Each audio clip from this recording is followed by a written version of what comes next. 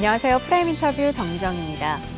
우리나라의 산업계와 학회 그리고 연구 분야를 아울러서 산학연이라고 하는데요.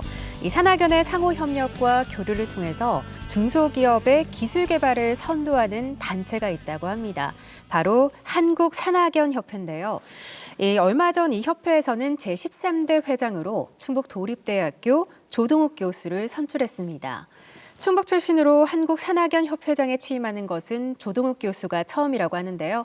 자, 오늘 프라임 인터뷰에서는 조동욱 교수와 함께 다양한 이야기 나눠보도록 하겠습니다. 반갑습니다. 네, 반갑습니다. 네. 근데 좀 소개를 조금 바꿔줬으면 좋겠는데 네. 그냥 조동욱 교수라고 그러지 말고 잘생긴 조동욱 교수. 잘생긴 조동욱 네, 교수님과 네, 함께 네. 하겠습니다. 자, 먼저 이 한국산학연협회장 취임을 축하드립니다. 네. 시청자 여러분들의 이해를 좀 돕기 위해서요. 이 한국산학연협회가 어떤 단체인지 설명 부탁드릴게요. 사실 우리나라 기업의 99.8%가 중소기업입니다. 네. 따라서 우리가 국가 경쟁력을 갖기 위해서는 중소기업을 육성할 수밖에 없는 그런 상황입니다. 근데 중소기업이 가만히 보면 자금이 좀 모자라고 고급 인력이 좀 부족하고 그다음에 이제 장비가 좀 부족합니다. 네네. 그런데 대학은 또 연구소는 고급 인력과 장비가 있거든요. 네. 그래서 중소기업하고 대학, 중소기업하고 연구소 이렇게 만나서 공동 연구 개발을 해라. 그리고 그 자금은 우리가 대주겠다라는 것이 한국산학연협회입니다. 그래서 저희가 이제 중소기업 벤처부 산하의 공공기관에서 이제 이런 일을 하고 있는 거고요. 네. 그래서 지금까지 한 220개 정도 대학, 그다음에 40개 연구소, 그다음에 굉장히 많은 중소기업이 지금 협회에 들어와 있습니다. 네. 그래서 최근 10년간 산학연 협력 사업이 가장 중요한 사업이고요. 최근 10년간 1조 1,935억 원을 투입을 해가지고 16,700개의 중소기업을 지원을 해서 국가 경쟁력을 가질 수 있도록 지금 적극 뛰고 있는 단체가 한국산학연협회입니다. 네, 이 교수님께서는 그동안 산학협력기술연구개발에 대한 공로로 대통령 표창까지 받으셨다고 네, 들었습니다. 충북인 최초로 한국산학연협 회장으로 취임하는 것도 좀 그런 공로를 인정받은 게 아닐까 하는 생각이 드는데요. 네. 소감이 좀 어떠세요? 사실 좀 부담도 좀 되고요. 그리고 대부분 이제 서울에 계신 분들이 이제 회장을 많이 했다가 이제 지방에서 맡으면 조금 부담스럽습니다. 근데 좀 하고자 하는 것 중에 또 하나가 뭐냐면 수도권과 지방의 8대 2의 법칙이에요. 수도권이 80% 가져가고 네. 지방이 20% 가져갑니다. 이게 경제력이 됐든 뭐가 됐든. 근데 지금 연구 자금이 8대 2에서 이거 더 무너지고 있어요. 그러니까 기술 개발의 경쟁력이 서울하고 수도권에 있다 보니까 전국 공모로 하거든요. 그러니까 지방은 더 못 가져가는. 그래서 서울하고 수도권 쏠림이 있어가지고. 집중하는. 네네. 그래서 제 입장에서는 저게 그래도 충북 사람인데 우리 충청북도를 위시해서 지방에 쓸만한 업체들 많거든요. 거길 좀 더 배려하는 그러한 정책을 제가 강하게 좀 드라이브 걸 생각입니다. 네, 이 중소기업의 기술 혁신을 선도하고 네. 선도하는 역할을 담당하고 있는 단체가 한국산학연협회라고 그렇습니다. 말씀을 네. 해주셨는데요. 중소기업을 위해서 산학연의 협력이 꼭 필요한 이유가 좀 있을까요? 네, 지금 아까 말씀드린 대로 중소기업은 실질적으로 고급 인력이 부족하고요. 그리고 이상하게 우리나라의 고급 인력들은 대부분 대기업 연구소나 대학이나 연구소로 가요. 중소기업 갈 생각 잘 안 해요. 그러니 이게 구조적으로 옛날처럼 뭐 제조업 중심이 아니고 이제 하이테크지 않습니까? 네, 그러니까 그렇죠. 고급 인력이 필요할 수밖에 없고 또 교수님들도 그 이론 위주로 있다가 실무 경험 굉장히 필요하거든요. 그럼 서로 간에 입장이 맞아 떨어지는 거예요. 그래서 이제 저희가 어떻게 하고 있냐면 그 중소기업이 그 기술 개발할 내용을 공모를 합니다. 그러면 이제 교수님들이 자기가 할 수 있다 그러면 같이 응시를 하거든요. 그래서 그 중에 가장 적합한 사람을 서로 맺어주는 거죠. 그러니까 서로 중소기업은 중소기업대로 혼자 버틸 수가 없고 대학은 대학대로, 연구소는 연구소니까 그냥 중매쟁이 역할 잘해주고 있다. 또 그럴 수밖에 없는 게 이게 저기 산학연의 중요성이고요. 그래서 중매쟁이를 굉장히 잘하고 있는데 그걸 안 줘요. 중매쟁이한테 선물을 주는데 선물을 안 줘가지고. 아주 간단 명료하게 중매쟁이로 네, 설명을 좀 중매쟁이. 해주셨는데 네. 돈도 주는 중매쟁이. 네. 그렇다면 그동안 실제로 중소기업을 위한 이 산학연 협력의 성과라면 좀 어떤 것들이 있을까요? 지금 말씀하신 대로 기업체를 저희가 10년 동안 16,700개를 지원해 주지 않습니까? 네. 여기서요. 히든 챔피언도 나왔어요. 히든 챔피언이 EM택이라고 히든 챔피언이란 건 뭐냐면 일반인에게는 잘 안 알려져 있는데 그 과학기술 경쟁력은 세계적인 기업체를 히든 챔피언이라 그래요. 그래서 여기서 EM택이라는 히든 챔피언도 나왔고 네. 그다음에 뭐 코스닥에 상장되는 회사들도 많이 나왔고요. 그러니까 실질적으로 저희가 맺어준 네. 그런 그 신랑 신부 맺어준 거. 그러니까 저희는 주례죠. 이렇게 주례 잘 쓰고 또 자금도 줬더니 그래도 이나마 국가가 돌아가는데 많은 역할을 중소기업이 하고 있고 또 그걸 통해서 또 인력 창출도 많이 하고 있으니까요. 그래서 굉장히 성과를 많이 거두고 있다라고 저희는 생각을 하고 있습니다. 네. 자, 그동안 교수님께서도 산학연 사업을 참 많이 수행하셨다고 네. 들었습니다. 사업을 함께 진행하면서 얻은 보람이라면 좀 어떤 걸 꼽을 수 있을까요? 일단은 가장 큰 보람은요. 네. 저도 이제 대학에 있다 보니까 사실 논문 위주로 많이 흘러가거든요. 연구 실적이 우리는 뭐 이론 새로운 방법 이론을 제시 하는 쪽이니까 그리고 실무 감각은 좀 많이 떨어져 있는 상황이죠. 네. 근데 그 산학연 사업하면서 이제 학생들을 연구 조원으로 집어넣잖아요. 네. 그래서 이제 같이 연구개발 그 중소기업하고 시켰더니 이 친구들이 거기서 굉장히 많은 성과를 거둔 거예요. 그래서 아마 전국 최초로 한 연구실에서 대한민국 인재상을 2명이나 배출했습니다. 그리고 2명은 2배수까지 들어갔다 최종 면접에서 좀 탈락을 했는데, 아쉽게. 네, 아쉽게 탈락했는데 그 2명이 그래도 전국 최초로 대한민국 인재상을 받은 기반이 산학연 협력 사업이었다. 그러니까 걔네들은 그걸 통해서 굉장히 많은 것을 얻은 거죠. 실무 경험도 또 그거 하면서 또 이렇게 특허도 많이 내고 네. 여러 가지 성과가 있었고요. 또 개인적으로는 저는 이제 소프트웨어 쪽인데. 네. 그 전에는요 소프트웨어 그 업체에 연구 자금을 안 줬어요. 왜 그런 줄 아세요? 왜 그럴까요? 이제 제조업 같은 경우는 네. 연구 자금 줬잖아요. 근데 이게 망할 때 되면 뭐 짐도 싸고 이렇게 망하는 징조가 보여요. 근데 소프트웨어 산업은 이제 머리잖아요. 네. 머리만 있으니까 망할 때 망하는 징조가 안 보이는 거예요. 알 수가 없구나. 네, 알 수가 없는데 근데 만약 망했다. 그럼 거기 R&D장은 왜 줬냐? 그래서 공무원 징계 먹거든요. 그러니까 소프트웨어 산업에 대해서는 겁먹어갖고 지원을 안 해줬던 선뜻 거예요. 못하겠네요, 선뜻 지원을. 못하는 거. 징계를 먹으니까. 그런데 이렇지 않다라고 해서 소프트웨어 산업에 돈을 투입할 수 있도록 확 떠든 게 접니다. 그래서 지금 되고 있고요. 네. 네, 국가의 성장 동력은 그 나라의 R&D 투자 비중에 달려 있다고 예. 하죠. 우리나라의 R&D 예산은 세계 5위라고 하는데요. 과학기술 경쟁력은 10위권이라고 합니다. 네. 교수님 왜 이렇게 순위 차이가 좀 나나요? 아까도 말씀드렸다시피요. 네. 우리나라에서 R&D를 투자할 때 단기간 내에 성과가 나올 수 있는 것 위주로 줘요. 만약에 이게 실패로 나오면 네. 공무원 징계 먹어요. 그러니까 이게 어찌 보면 상당히 모순점이죠. 네. 그러니까 R&D 자금을 많이 줬는데 과학기술 경쟁력이 단기간에 성과를 내는 것에 치중해 있다 보니까 종합적인 경쟁력은 떨어지는 거예요. 그러니까 옛날 같은 경우는 사실 어느 선진국에서 어떤 좋은 아이템 하나 나왔지 않습니까? 그러면 빨리 쫓아가서 우리도 제품 만들면 돼요. 그걸 우리가 퍼스트 팔로워라 그러는 퍼스트 팔로워라고 하는데 네. 이렇게 퍼스트 팔로워가 할 수 있는 그러한 것에 R&D 투자가 많이 이루어지고 있어요. 근데 이제는 퍼스트 히터 테이크스 올이라고 그래요. 첫 번째 타자가 다 먹어요. 그러니까 이제 퍼스트 팔로워가 아니고 퍼스트 무버가 돼야 돼요. 내가 끌어가야 돼요. 근데 이거는 굉장히 뭐라 그러죠? 그 실패를 디디고 가야 되니까 그쵸. 여기 투자가 잘 안 이루어지다 보니까 돈은 퍼스트 팔로워 하는 쪽에만 주로 투자가 이루어지니까 종합적인 돈은 5위인데 종합적인 경쟁력은 10위권으로 뒤처질 수밖에 되는데 없다. 네. 구조적인 문제죠. 정말 이렇게 이해가 확확 되게 네. 설명을 잘해주고 계신데요. 원래 말 잘해요.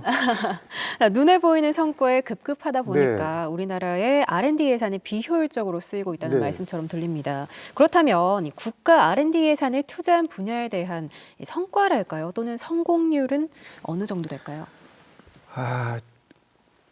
정말 재밌는 게요. 네. 미국이 성공률이 20%예요. 이스라엘이 30%. 근데 우리는 정확하게 98.7%예요. 격차가 네, 엄청난데요. 그러니까 우리가 미국보다 훨씬 성공률이 높은 거죠.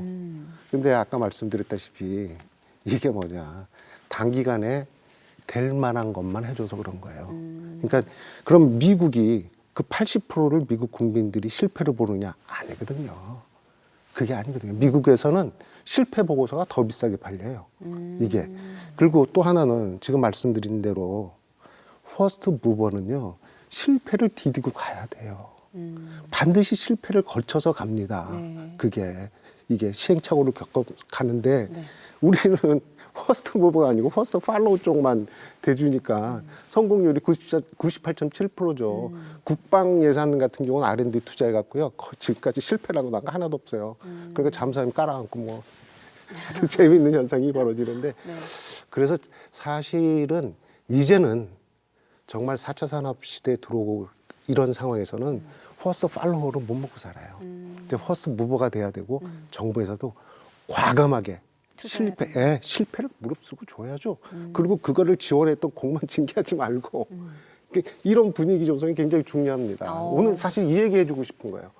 왜 우리는 98.7%고 미국이 20%인데 미국은 20%고 거기다 컴플레인하는 사람 아무도 없잖아요. 그렇죠. 예, 이런 분위기 조성이 사실 방송을 비롯해서 또 제 역할이라고 봅니다. 쓴소리 다 할 거예요. 정부에다 대놓고. 자, 실패한 기업이라도 외면하지 말고 다시 기회를 주고 지원을 해줘서 네. 그들의 기술 아이템을 잘 살려내야 한다는 말씀으로 저희가 예, 이해를 예, 하겠습니다. 자, 프라임 인터뷰 오늘은 충북도립대학교 조동욱 교수와 함께하고 있는데요. 계속해서 다양한 이야기 나눠보도록 하겠습니다.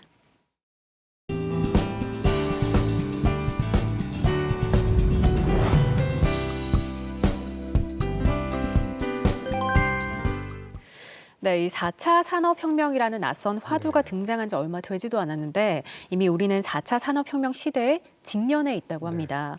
4차 산업에 대비하는 우리나라의 전반적인 현황은 좀 어떨까요? 두 가지만 말씀드리겠습니다. 네. 아까 말씀드린 대로 퍼스트 무버를 키우는 풍토가 필요하다. 퍼스트 무버를 키우는 예, 풍토가 필요하다. 그다음에 또 하나는요. 4차 산업에 필요한 건 창의성이에요.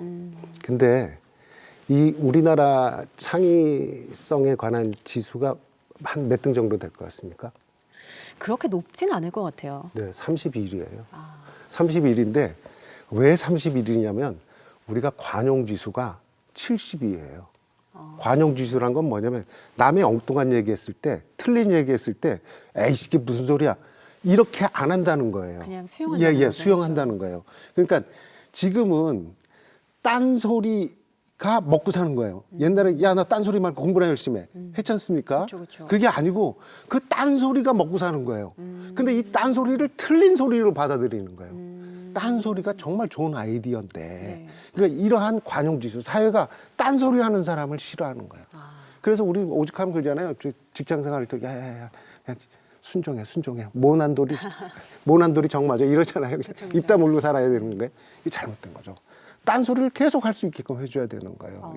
그러니까 이러한 부분에 있어서 사회가 딴소리를 묵인하고 걔를 튀는 사람으로 보고 틀린 소리로 하는 이러한 풍토. 그래서 이러한 관용이 없는 딴소리에 관용이 없는 이 지수를 우리가 좀 많이 개선시키면 우리가 독창성을 많이 창의성을 많이 확보할 수 있는 나라가 되리라고 생각을 합니다. 네. 그렇다면 우리 충북의 경우에는 4차 산업 시대를 어떻게 준비하고 있는지 또 현재 상황은 좀 어떤지 궁금한데요. 충북 사실 4차 산업은 우리가 DNA라 그래요. 네, DNA. 예, 데이터 네트워크 AI. 그래서 DNA라 그래서 제가 지난 지사 선거 때도 충북의 DNA를 먹거리 DNA를 바꿔서 네. 우리가 정말 이렇게 해보겠다라는 걸 좀 캐치프레이즈로 내라고 후보들한테 얘기하는데도 그냥 눈만 껌뻑껌뻑해요. 근데 아무튼 DNA 중에 그중에 우리가 어떤 거를 먹고 살 거냐라는 구체적인 액션 플랜이 있어야 되고 추진해야 되는데 그러한 부분에서 굉장히 미약합니다. 그러니까 뭐라 그러죠? 조직 기관은 만들어 놨는데 하드웨어는 있는데 그 안에 돌아가는 운영 체제가 없어요. 뭐를 먹고 살아야 될지 고민이 별로 없어요. 그래서 이러한 부분에 있어서 굉장히 좀 안타깝게 생각을 하고 있고 특히 충북 같은 경우는 지금은 먹고 살 수 있는 아이템이 가장 쉽게 먹고 살 수 있는 아이템이 비빅이라 그래요. 네. 비, 반도체. 그다음에 빅, 하나는 바이오, 인터넷, 게임. 아, 그래서 우리가 비빅 이렇게 얘기하거든요. 비빅. 그래서 주식 투자할 때 비빅에다 하면 안 망해요. 지금 가장 활성화해요. 근데 지금 충북에는 반도체 있죠. 하이닉스. 네. 그러니까 반도체가 호황일 때는 충북의 경제 성장률이 되게 높고 반도체가 호황이 아닐 경우는 굉장히 낮고 그러니까 그 도나 시에서는 이런 말 얘기하죠. 아, 우리 좀 먹고 살만하다. 근데 그게 아니고 보세요. 한 반에 5명이 있어요. 네. 근데 한 명이 공부 잘해요. 4명이 공부 못해요. 근데 공부 잘하는 애 하나 때문에 점수도 없죠. 평균 점수는. 그러면 교사가 할 일이 4명을 어떻게 가르칠 거냐 하는데 초점이 맞춰야 되겠죠. 네. 그러니까 충청북도도 할 일이 하이닉스 하나 공부 잘해요. 그러면 정말 못 사는 기업체를 어떻게 육성할 거냐. 여기에 고민이 있어야 되는데 이러한 고민이 좀 약하지 않느냐. 부족하다. 예, 예. 그리고 충북이 자영업자 비율이 3분의 1이에요. 갈 기업체가 없다는 거예요. 특히 치킨집 창업률이요. 전국 2위입니다. 전국 2위요? 예, 전국 2위예요. 그래갖고 닭들이 청주 가자 그러면요 달달 떨어요. 치킨집. 그러니 이게 지금 이제 코로나도 그렇고 자영업자가 예를 들면 무너지지 않습니까? 네. 무너지면 폐업이 되면 사무실이 임대가 안 되죠. 그러면 건물주도 망하는 거예요. 이게 계속 악순환이에요. 그래서 제 생각에 이렇게 봅니다. 3분의 1이 소상공인이라면 소상공인 지원센터도 만들어서 좀 적극적으로 소상공인도 지원하고 그다음에 4차 산업을 대비하기 위한 정말 제대로 된 액션 플랜 두 개의 트랙으로 나눠서 네. 충청북도가 적극 밀어나가기를 바라고 어. 바랍니다. 근데 저 같은 경우는 뭐 거기 뭐 위원 이런 데 다 없어요. 하도 쓴소리하고 무조건 이 4차 산업혁명 시대 우리 지역의 경제 실생과 예. 대안까지 좀 말씀을 해주셨습니다. 앞서 4차 산업혁명 시대에 창의성이 중요하다고 네. 말씀을 해주셨잖아요. 그렇다면 이 새로운 시대가 요구하는 창의성은 좀 구체적으로 어떤 모습일까요? 재미있는 게요. 네. 굉장히 뛰어난 창의성이 많은 사람들의 특징 중에 하나가 뭐였는지 아세요? 뭐죠? 조실부모였어요.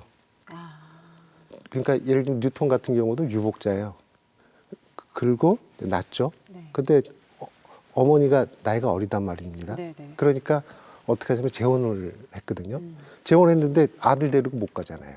그러니까 그 자기 처가 그 뭐죠? 외가에서 자란 게 뉴턴이에요. 근데 재밌는 게 조실부모를 할 경우는 잔소리 듣는 것이 하나가 없어졌다는 얘기예요. 그러니까 잔소리나 뭐 이상한 소리 막 우리가 그 잔소리를 하는 건 뭐냐면 딱 정해진 틀에 안 따라오고 막 잔소리 하지 않습니까? 그쵸, 그쵸. 이런 잔소리 통해서 자란 애들이 창의성이 없는 거예요. 이게. 그래서 실질적으로 이거 안 한 애들, 이거 안 듣고 자란 애들이 창의성이 있어요. 예. 그리고 한번 보세요. 옛날에는 농경 사회는 일주일 일했어요. 그래야 산업사에 가면 6일 일해요. 왜냐면 하루 놀 수 있어. 왜냐면 그 기계가 나와주니까 하루 이제 놀아도 되는 거예요. 네. 그리고 산업사회 때는 지식하고 정보를 머리에 많이 넣어놓고 잘 뽑아 쓰는 사람이 최고예요. 그러니까 그때는 아는 것이 힘이다. 야, 딴 소리 말고 공부나 열심히 해. 그러다가 이제 지식정보사회에 오면 이제 지식정보가 쉽게 얻어지니까 이틀 쉬어도 돼요. 그러니까 5일 근무하고 토요일, 일요일 노는 거예요. 이게. 그리고 지식정보가 이제는 뭐 스마트폰 뒤져보면 다 나오잖아요. 그렇죠. 그렇지 않습니까? 간편하게. 예, 예, 간편하게 다 나오니까 이제는 뭐 여기서 뭐 많이 집어넣고 꺼내 쓰는 게 별로 누구나 다 꺼내 쓸 수 있는 거예요. 이게 스마트폰 들고 있으면 되니까 한 달에 한 5만 원만 내면 되는 거 아닙니까? 네. 그러다가 이제는 4차 산업 오면 인간의 지적 능력도 대신해 주거든요. 그럼 이제 4일 근무하는 시대로 갑니다. 그럼 3일 놀죠. 그러면 그전에는 3일 노는 데서도 우리가 먹고 살 아이템이 굉장히 많겠죠. 그죠? 네. 그러면 어떤 애는 노는 데서 아주 창의성 있는 아이템을 만들어낼 수도 있어요. 그러니까 지금 답답한 게 공부 열심히 해라, 딴소리면 그게 아니라고 하니까요. 그 이런 시대에 우리 부모들이 하는 거는 옛날 산업시대에 나온 얘기를 그대로 하는 거야. 딴소리 많고 공부를 열심히 해야 된다. 명문대학 가야 된다. 뭐 누구는 뭐 명문고 타령하는 사람도 있어요. 굉장히 높은 사람이 충청북도에. 이건 산업사회 때 모델을 그대로 들고 얘기를 하는 거라고요. 지금 지식정보사회도 끝났고 지능사회예요. 지능사회가 창의성. 그러니까 딴소리. 알았어. 한번 해봐. 이렇게 좀 키워주고 그다음에 아니 3일 노는 데서 굉장히 먹고 살 아이템 훨씬 많이 넣을 수 있잖아요. 그럼 잘 노는 애가 거기서요 공부 잘하는 애보다 훨씬 나라를 위해서 많은 일을 할 수 있어요. BTS가 뭐 공부 잘했어요? 네. 그래서 저는 그게 굉장히 중요하다고 봅니다. 아마 우리 지금 함께 하시는 시청자 여러분들께서 뜨끔뜨끔 하실 것 같은데요. 아유 우리 집사람 좀 뜨끔뜨끔해야 돼. 이 말씀을 듣고 나니까 네. 우리의 교육이 창의성을 실제로 존중하고 있나라는 좀 생각이 들면서 네. 창의적인 인재 양성 교육의 필요성을 다시 한번 더 느끼게 됐습니다. 자, 교수님, 이 한국산학연협회에서 중소기업의 산학연 협력 사업을 수행하는 데 있어서 좀 어려운 점은 없을까요? 지금 말씀드린 대로 나 이런 얘기 해도 되나? 자, 우리가 예를 들면은 예산을 신청을 합니다. 그죠? 그럼 이제 심의를 할 때는 사실 전문가의 의견도 많이 들어가 있어요. 네. 그냥 뭐 공무원들이 적당히 하는 건 아니니까. 그래서 올려요. 그럼 그 심의가 어디서 이루어지냐면 국회에서 이루어지죠. 예산 심의가. 국회에 과학기술인이 없어요. 저는 참 재밌는 게 대단한 것 같아. 판사검사 출신들이 어떻게 과학기술 예산을 볼 수 있는지 몰라요? 저는 제 전공도 벅찬데 그런 분들이 과학 예산을 보고 있어요. 그다음에 이게 어디로 넘어가냐면 기재부로 넘어가죠. 기획재정부는 경제학이나 경영한 분들이 위주예요. 그러니까 실제로 나중에 보면 예산 탈락한 거예요. 그러니까 이게 뭐지 하는 부분이 굉장히 많은 거예요. 그러니까 어찌 보면 국회도 네. 과학기술인이 좀 많이 있어야 되고 정부기관에도 과학기술인들이 많이 있어야 돼요. 그리고 또 하나는 우리도 정책 많이 해봤다. 정책 많이 해본 거랑 실질적으로 논문 쓰고 실험해본 사람 또 차이 있어요. 여기 부딪혀봤잖아요. 네. 이게. 그래서 그러한 부분에 있어서 굉장히 아쉬운 거고요. 이러한 부분에 있어서 사실 그래서 국회에서 비례대표 그래서 만든 거 아닙니까? 그런 과학기술인들 집어넣으라고. 근데 과학기술인 한 명도 어떤 당도 못 들어갔어요. 그러니까 이게 문제가 심각한 거죠. 그러니까 비례대표 가서 맨날 이것만 잘하면 이제 비례대표 되고 그러는데 이런 부분 굉장히 심각합니다. 그래서 관주도 특히 그 예산 확정하고 이럴 때 과학기술인들이 짠 부분에 있어서 제발 좀 고민하고 봐줬으면 좋겠다라는 그 말씀 드리고 싶습니다. 네, 알겠습니다.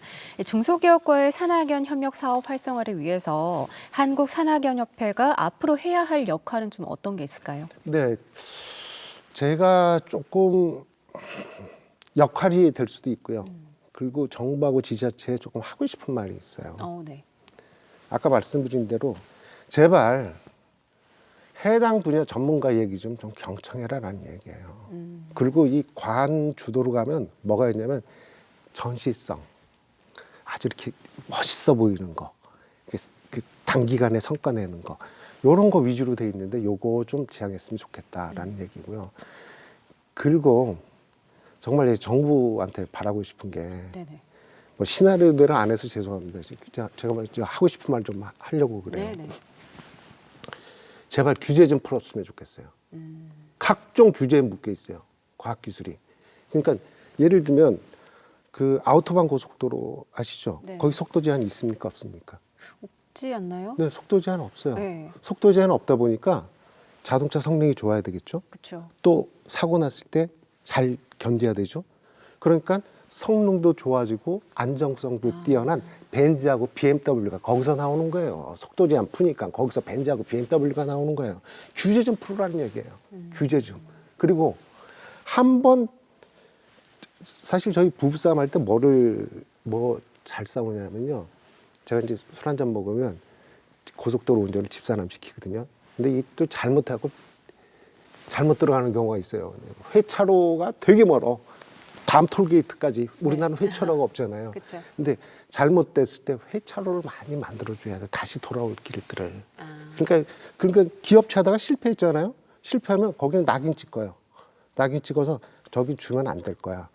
이거 잘못된 거거든요. 그러한 부분을 좀 풀었으면 좋겠다라는 거 하고, 그다음에 일본이나 또 유럽 같은 경우는 집 질 때 자기 집 앞에 이렇게 정원을 만듭니다. 네. 정원을 만드는데 그렇구면 앉아서 자기가 심은 것만 봐야 되겠죠.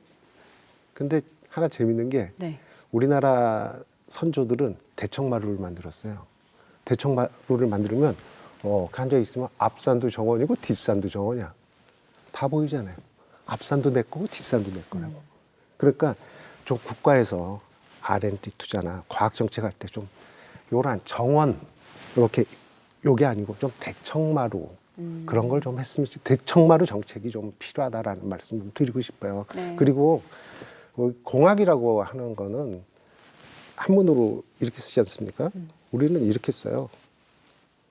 하늘과 땅을 이어주는 거예요. 걸어다니기 불편하니까 자동차를 만들어주는 거고 하늘과 땅을 이어주는 거예요. 그러면 정부와 국민을 이어주는 게 과학기술이거든요. 그래서 과학기술을 투자해 좀 더 과감하게 실패를 무릅쓰고 이 역할을 우리가 할 테니까 이어주는 역할을 할 테니까 정부에서 좀 꽉꽉 좀 밀어주세요.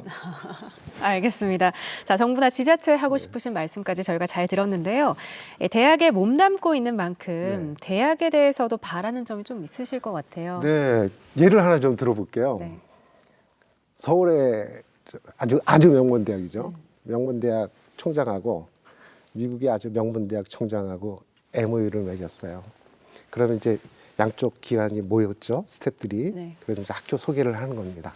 서울 명문대 총장은 뭐라 그러냐면요, 우리 졸업생 중에 장관이 몇 명 나왔고, 차관이 몇 명 나왔고, 사법고시 몇 명, 행정고시 몇 명, 그리고 애들 수능 점수가 몇 점이고, 내신 등급이 몇 점이고, 이런 얘기만 장황하게 쫙 합니다.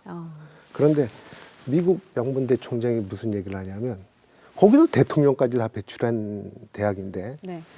우리 졸업생 중에 누가 A라는 회사를 만들어서 몇 명을 고용했고 그걸 통해서 우리가 국가 경쟁력이 얼마만큼 향상됐고 B라는 애는 C라는 회사를 만들어서 그런 거 위주로 쭉 얘기를 해요. 그러면서 맨 마지막에 무슨 얘기를 하냐면 제가 참 답답한 게 있다. 근데 졸업생보다 중퇴생이 더 뛰어나요. 그래서 내가 뭐를 하는지 모르겠다. 그래서 내 목표는 졸업생이 중퇴생보다 더 잘할 수 있도록 꾸준히 노력하겠다. 두 총장의 말을 보세요. 대학도 그래야 돼요. 그 교육부에서 이루어지는 게 맨날 딱 정해진 틀이잖아요. 네네. 그거 아니라고요. 그리고 학교의 자랑이 이런 식의 자랑이 나왔으면 좋겠어요. 계속 그래야 우리도 고민하면서 학생들과 함께하고 이러지. 그냥 주어진 틀. 네. 그리고 그 아주 명문 대학이라면 그냥 고시 몇 명, 장관 몇 명 이게 아니고 우리도 진짜 우리 졸업생 중에 누가 이렇게 되고 누가 이렇게 되고 이런 얘기가 나올 수 있으면 그러한 대학이 됐으면 좋겠습니다. 네, 프라임 인터뷰 지금까지 한국산학연협회장에 취임하는 충북도립대학교 조동욱 교수와 함께했는데요. 오늘 말씀 고맙습니다. 네, 감사합니다.